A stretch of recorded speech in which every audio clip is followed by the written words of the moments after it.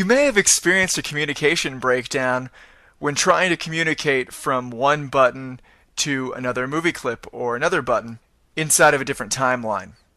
This video is going to explain, in very simple terms, how to navigate and how to communicate from any button or movie clip to any other button or movie clip in your Flash document. First, let's take a look at this file. Here there are two buttons. They currently don't have any actions applied that are working. Here's a movie clip with the instance name MC_box. If I go into its timeline, there's one movie clip called MC Stick that has some animation in it. There's another movie clip with the instance name MC_lights that has some animation on it. If I test the movie, the stick figure dances around a little bit and the lights blink different colors. Click the buttons and nothing happens. It's a very simple way to communicate to these movie clips. You might have used simple actions applied to your buttons that control the same timeline that the buttons are in. This works in a very similar way. I'm going to click this stop button. Check out the actions by pushing F9. Now, I kind of lied earlier. This already did have slight actions apply, but not actions that do anything. I just set this up since you probably already know how to do this with Script Assist. I just applied a simple on-release action, but with no action that happens after you release the button. Normally, if you're playing something in the main timeline, or for this button you'd stop, you put stop within the brackets, and so that would stop the main timeline. Since these movie clips are in a different timeline, or there are movie clips within other movie clips, you cannot control it that way. The easiest way to remember how to do this is to connect the dots.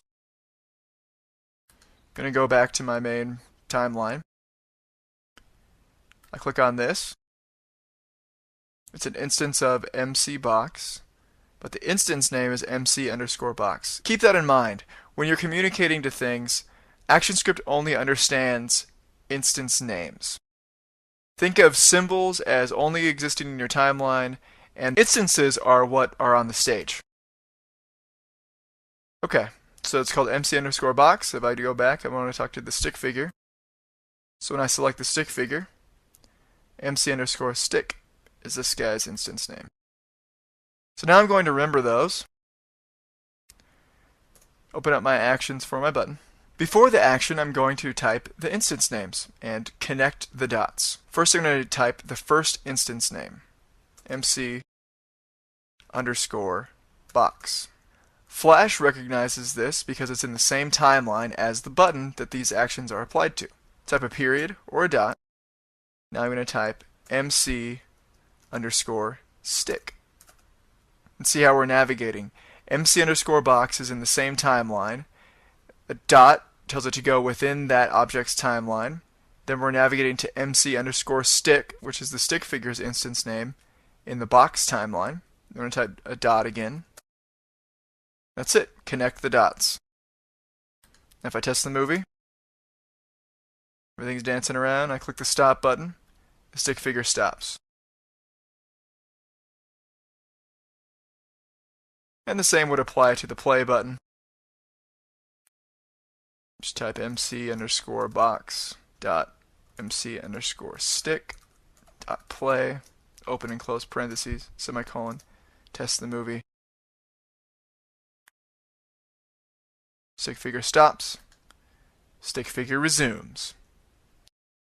And it's as easy as that. So when using dot syntax, remember that you have to give everything you want to speak to with ActionScript an instance name. That's the only way that ActionScript can communicate to your movie clips. Then you just go on down the line. You can speak to whatever's in the same timeline as the object you're applying the actions to in first. In this case, we're applying the actions to this button. MC_box is in the same timeline. Then you type a dot.